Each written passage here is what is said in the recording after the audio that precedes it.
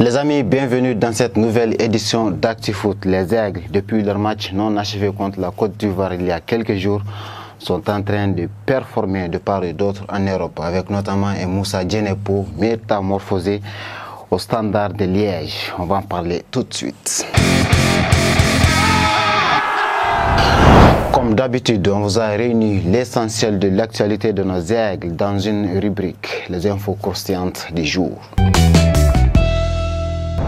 On commence par l'Angleterre où Boubacar Traoré El Feno gagne de plus en plus en temps de jeu. Le samedi passé, le milieu de terrain malien a participé à la 6e journée de Premier League avec Wolverhampton. Le milieu des Aigles a joué le dernier quart d'heure de la rencontre face à Luton Town et il a bien négocié quelques ballons malgré que son équipe ait fait match nul. De son côté, l'exceptionnel Yves Bissouma nous a encore régalé ce dimanche lors du derby londonien qui a opposé Tottenham à Arsenal. Un derby qui a tenu toutes ses promesses en termes d'intensité et de buts.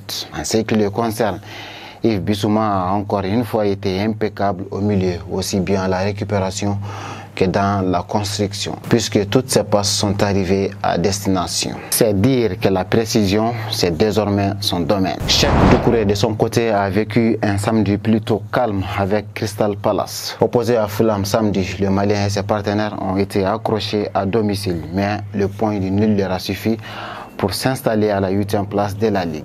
En coupe, le Malien va tenter de porter ses siens ce mardi. Ce sera contre Manchester United. En Espagne, Amadi Traoré et la Real Sociedad ont renoué avec le goût du succès samedi en renversant 4-3 Getafe lors de la 6e journée de la Liga. Comme vous le savez, le capitaine des Aigles est devenu un pilier intouchable au sein de l'effectif andalou depuis son arrivée.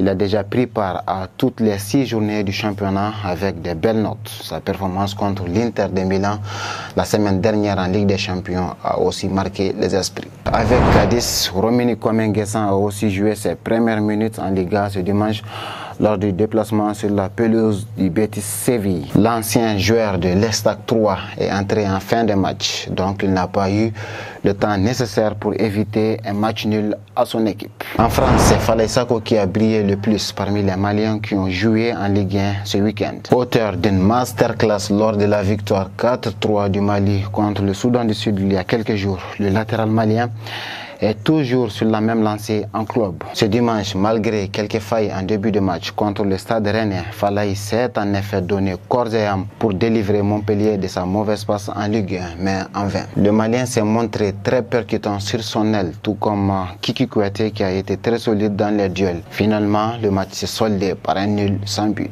De son côté, l'AS Monaco de Mohamed Kamara a subi vendredi son premier revers de la saison contre l'OGC Nice. Dans l'ensemble, Chamanche a été irréprochable tant à la récupération que dans l'impact physique, mais ses attaquants ont manqué de concrétisation. Pour sa part, la pépite Kamori Doumbia effectuait ses premiers pas avec le Stade Brestois dimanche lors de la victoire 1-0 des Siens contre l'Olympique lyonnais. Ce succès confirme la forme monstrueuse de la nouvelle équipe de l'international malien qui occupe actuellement la tête du tableau devant Nice et le Paris Saint-Germain. Revenu au Standard de Liège lors des dernières heures du mercato estival passé, l'attaquant malien Moussa Djenepo marche sur l'eau en Jupiler Pro League. Le vendredi passé, l'ailier malien a disputé son premier match à domicile dans une ambiance folle contre Westerlo et il a beaucoup servi le public liégeois avec ses dribbles et sa fougue qu'il a enfin retrouvé. Djenepo a même été élu homme du match et ce n'est que sa deuxième sortie en Belgique. Le Malien est parti pour nous livrer une saison monumentale apparemment. Adama Traoré Nos a aussi fait parler de lui ce week-end.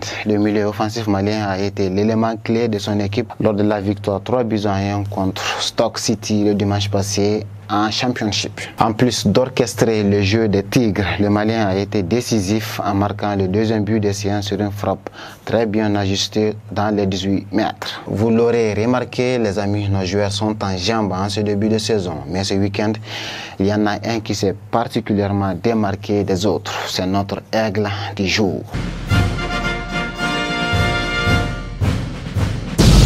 Auteur d'un match XXL contre Brentford, Abdoulaye Doucouré est à notre avis l'Aigle qui a le plus impressionné ce week-end de par son engagement et son leadership. On peut le dire, Doucouré a offert à Everton sa première victoire de la saison, en plus d'avoir montré la voie aux siens en ouvrant le score contre Brentford ce samedi. Le Malien n'a pas cessé de créer du danger avec ses passes et s'est percé entre les lignes. Par ailleurs, l'homme dont on parle a beaucoup enflammé la toile ces dernières heures suite à une sortie médiatique qu'il a tenue par rapport à la sélection du Mali qu'il n'a plus fréquentée depuis les éliminatoires de la Coupe du Monde 2022. Abdoulaye Doucouré a justifié sa mise en retrait par des problèmes extérieurs qui ont beaucoup perturbé la préparation des Aigles et c'est compréhensible. Néanmoins, il a laissé les portes ouvertes pour un retour dans le nid des aigles. Dites-nous ce que vous en pensez dans les commentaires les amis et on se donne rendez-vous dans pas longtemps pour un prochain numéro. À très vite.